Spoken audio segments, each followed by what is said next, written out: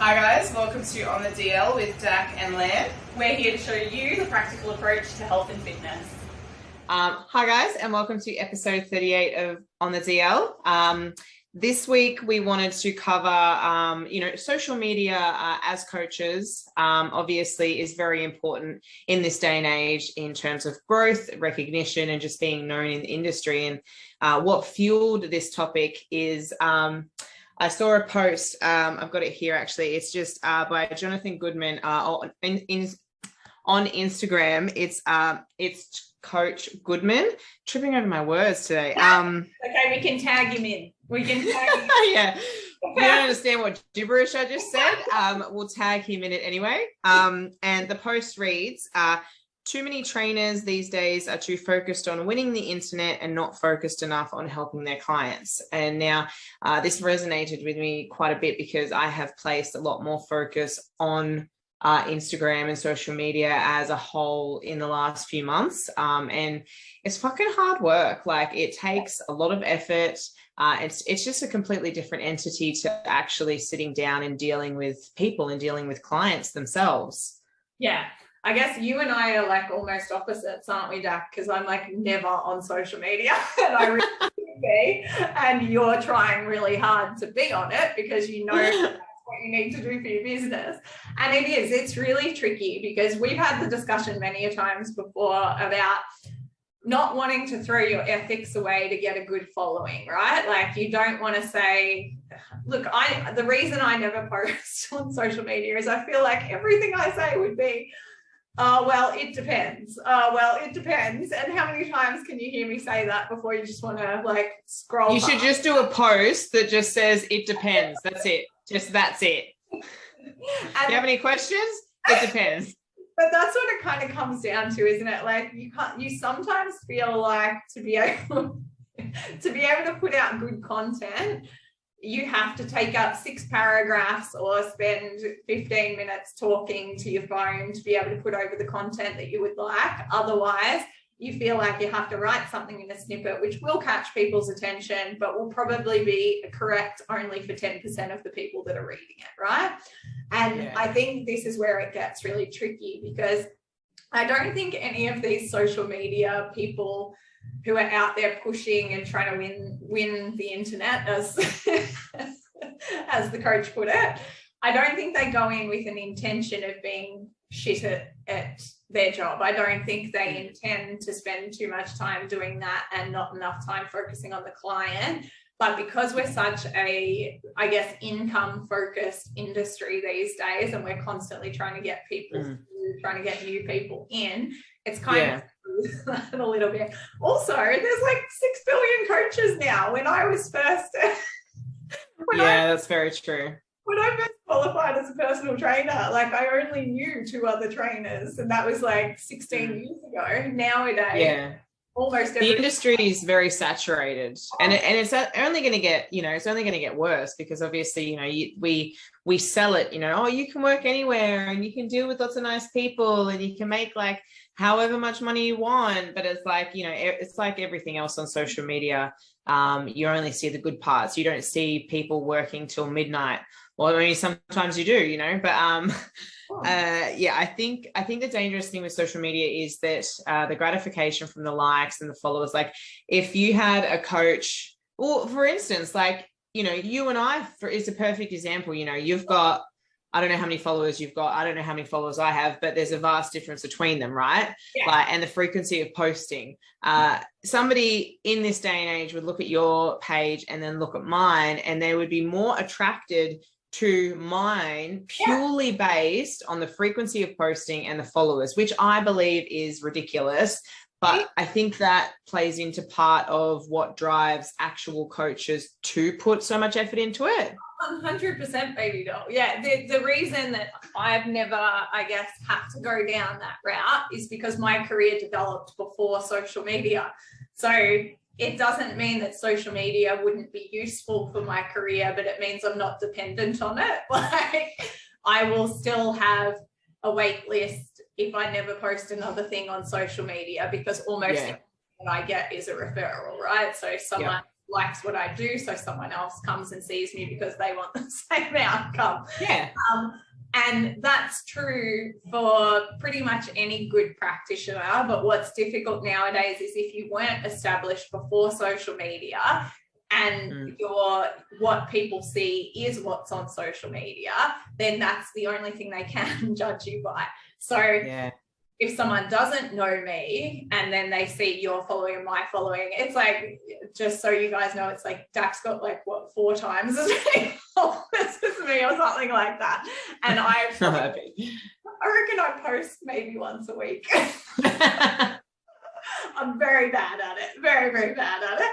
And then occasionally I'll just disappear for a while. Yeah, but you don't need to, I guess, which is fantastic. Like the need isn't there. But it doesn't mean that it wouldn't still be beneficial for me. It's just that I guess for me, the cost is not worth the outcome. So because I can't take on any more clients and I'm not currently in a situation. What's the point? Yeah, exactly. I'm just going to What's the purpose? Like, I think, unfortunately, like with any businesses, like with online stuff, you know, Instagram is your Instagram and TikTok, you know, if you have a large following, it's attractive. People want to be involved with you or involved around that brand. And I think it's a shame that we've gotten to a point where coaches feel the need that likes is going to get you more revenue than just doing a good fucking job. Yeah, that's like, right. Well, and like you said, referrals, like, I mean, it's still, referrals are quite, you know, should be 80% of your business model, really. And you know what, though? There's no reason why both can't work really, really well together. It's the whole giving up one side for the other that becomes the problem. So it's the whole, if I've got a good social media presence, I don't actually need to be good at my job because people will pay me for it anyway. And even if if it's transactional and they come on for 8 weeks and then disappear, it doesn't matter because someone else will fill that role. And that's becomes a problem because that perpetuates really bad food relationships or really bad training habits and all of that sort of jazz. And I guess that's where Jonathan was trying to get with his post. It was like, if you focus too much time and energy on the social media component, you can, to some extent, completely forget about the quality of what you're delivering to your clients.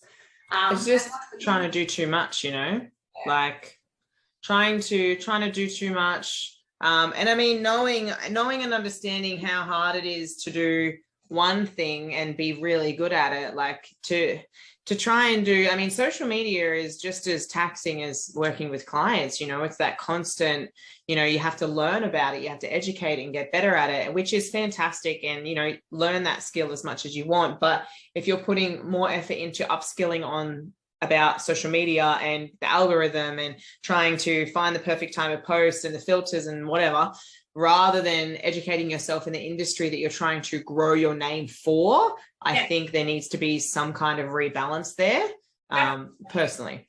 Don't you reckon that, you know, social media is kind of ideal for sales, but not ideal for services, right? Like it's great for selling a product or even, you know, exhibiting art and that sort of jazz because it's very, it is what it is and you're buying what they're selling sort of thing.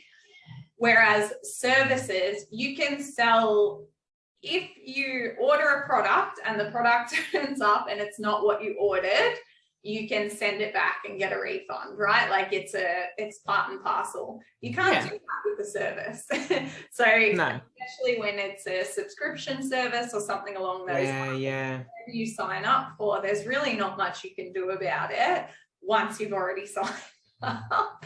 So I think social media can be super duper beneficial from a getting your profile out there perspective. But if you can't actually back it up with a good service, there should be some ramification for that. There should be some way of kind of making people aware that this is a cookie cutter approach. And if you jump on this person's profile and order a program, you are going to get exactly the same program that 17 people got 2 minutes before you. And it's not at all tailored, and you're getting that because you're paying $50 for it rather than paying a good quality trainer more for a better option. I think I think what we've got to remember as coaches, obviously we are coaches. Like we, you know, our job is to coach people, and it's hard when social media is in our face. And I think we can get wrapped up in having to be socially relevant to get our name out there, when we can obviously just do a good job. We can obviously, you know, have important conversations with important people. Sorry, my phone keeps going off. Important conversations with important people, you know, like you would rather have one conversation a month with someone actually who has an impact in the industry, to be able to get your name out there that way, and have you, you know, known by someone who's highly respected and that you actually highly respect, than 2,000 people who don't actually fucking matter, aren't gonna give you any money. Like, they're not gonna hire you. They're just gonna follow you for some tips and tricks and stuff like that. Like, I think that is more impactful than followers that aren't gonna bring you recognition, aren't gonna bring you income. And I mean, at the end of the day, obviously we're here to help people, but I think income is important. What you were saying before, though, gorgeous one, about the addiction to likes and all that sort of jazz. It's kind of like when we're kids, and it doesn't really matter if you get positive or negative feedback, it still drives you. So when you get lots of likes, you feel amazing, you're killing it, so you put up another post, and then it gets less likes, and then you feel shit about that, so you work harder on the next one, and it goes on and on and on. So it's like this big double-edged sword. I think it's that whole, if one aspect takes away from the more important aspects, so if the social media takes away from your quality of service, there should be a way for your followers to recognize and see that, so that they can walk away, like, you know. But that's the problem, isn't it? There's no way for us to know. So there are a lot of very good services that start out on social media, they're killing it, they provide an amazing profit, you know, an amazing service at the start, and then it gets more and more cookie cutter as time goes on. But because they've got such a good following, no one really notices, and everyone just keeps going through it and keeps clicking and logging on, because they assume they'll get the same result as the last person. If only you could leave a review on Instagram, right? That's or like a grading system. I mean, that would fucking kill people, but like some kind of review system that's, you know, if you sign up with them through Instagram, you can leave a review, like something. Like, I think that's because there's even, like, I went and got my eyelashes done, and it was a whole fucking thing, and it was a terrible, terrible experience. And like, it was through Instagram, and I couldn't leave a review anywhere. And so I posted it on my story, but irrelevant. Like, if you could leave a review of your service, whether it's positive or negative, I think that would open people's eyes up to more to the fact that followers don't actually dictate quality. Yeah. I think that's where the internet kind of screws us, though, isn't it, baby doll? Because you can put up like 6 billion fake positive reviews. Yeah, that's true. And then also people who are just nasty can do nasty things. Yeah. So I'll give you an example. Full Fitment, we've been around for 13 years now, and up until about 3 years ago, we had never had a bad review on Google for some reason. Like, people have only put good reviews on Google. We don't moderate it, we don't do anything with it. And then someone parked in one of our car parks. So someone parked in one of the allocated car parks to Full Fitment. We put a sign up telling them not to park there anymore, and they decided to put a review up on our Google reviews saying Full Fitment's shit, this, that, and the next thing. And fortunately, Google are pretty good with that sort of jazz, and so many people reported it and said this is a false review, that it was. Well, that's good. But you can see how the potential is there for people to just badmouth people that they don't like, partners or whatever else.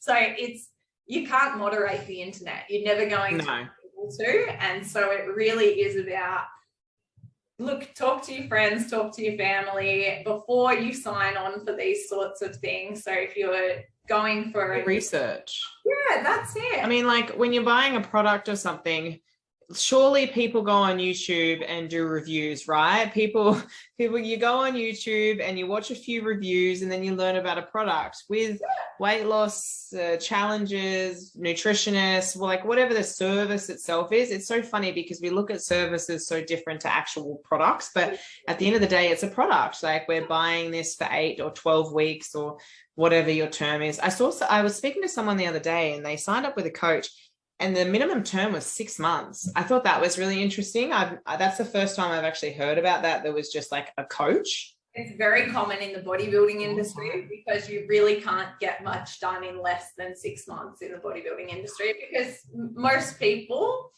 will have to have a growth phase or a phase where they're balancing their body out before they have a cut to see what they So less than 6 months is not going to work. So no. Not willing to sign up. I was just shocked. I'd never heard the actual like minimum term is like 6 months. I was like, oh damn. Like I think I lost my train of thought there, but I think whatever I was saying, full stop. I think if, like you said it perfectly, you know, like social media is unfortunately an important part of growth and getting your name out there. I think it's really important to put some time into it, but at the end of the day, Instagram isn't paying your wage. It isn't building your business. It isn't having you, you know, hire staff or, you know, whatever your goal is, I guess. But if you want to be an influencer or you want to be a content creator and that's what you love, do that. Just do that. Like nail that. Spend all your time doing that. But if you're trying to chop and change between two different careers, because at the end of the day it is, like I would just reevaluate what you actually want to be like at the end. Yeah, you do have to make a choice a lot of the time as well. Like I don't like to give him too much credit, but Emad once said to me that, Lan, if you're happy with what you've got, that's fine. Just keep doing it. But if you don't, you are going to have to come around to change, right? Like you are going to have to look at it from a different perspective and do the things that you don't want to do. But he was right on both accounts, right? If I'm content, I can just keep doing it. Like I'm not. Yeah. If you're not struggling to pay your bills, you're working the hours that you want to work, you've got a good work-life balance, don't feel like you constantly have to do these things that evolve or change. But if you're not happy and you want more, then you do actually have to accept that, and you've got to work really hard to get that. Yeah. Because it's not always going to come natural to you. I think so. I think, you know, obviously the longer you spend in the industry, the more you learn about the industry, the more you learn about how much time you actually waste doing minimal shit, like just like stuff that doesn't even fucking matter at all. And you're like, okay, well, I didn't really need to do that. Or, you know, I think you just need to put effort into your job, your quality of service. Like, even if you spend a ridiculous amount of time on just one client, like that one client is going to talk you the fuck up to everyone they know. And I feel like that would be more beneficial because, you know, obviously the trust is there, the experience is there, rather than, you know, followers, I guess. Absolutely. Like real life referrals are going to definitely have a better conversion rate than a referral online. So if someone tags you in someone's, if someone sends you a profile and says, hey, you know, this person's got a lot of followers, that's a maybe I'll click on it. Maybe I'll check it out. If someone says to you, I went to see this trainer and I got amazing results. They really listened to what I wanted. They implemented it. And when I wasn't feeling great, they were able to motivate me. You're going to want to sign. Like it's definitely going to be, okay, signed, sealed, delivered in that circumstance. So the conversion rate's definitely going to be different depending on how you're introduced to that person. But really what it does all come back to at the end of the day is if your social media is a true reflection of your service, they can both work together really, really well and it'll never end badly. It's when the two are out of sync. So like Jonathan was saying, it's like when so much time got put into the social media that you're not actually very good at coaching anymore, then we have a problem. Yeah. That you got to have balance. Like, if you want to be a coach, like, you know, put the effort into social media, but you always need to come back to coaching. Like you always need to come back to the coaching and the coaching education and upskilling and growing in that area. And then the social media should come second. Absolutely, it should, baby doll. Absolutely. Yeah. So that was definitely one that that got both of us thinking, and it's something we hadn't talked about a few times before, but it wasn't put so concisely and so eloquently as how John did it. So we thought we'd share that with you guys today. So thanks so much for listening, guys. We'll leave you there, and we hope you join us for next week's episode. Thank you, guys. Thanks for watching, guys. Don't forget to subscribe, like, and share.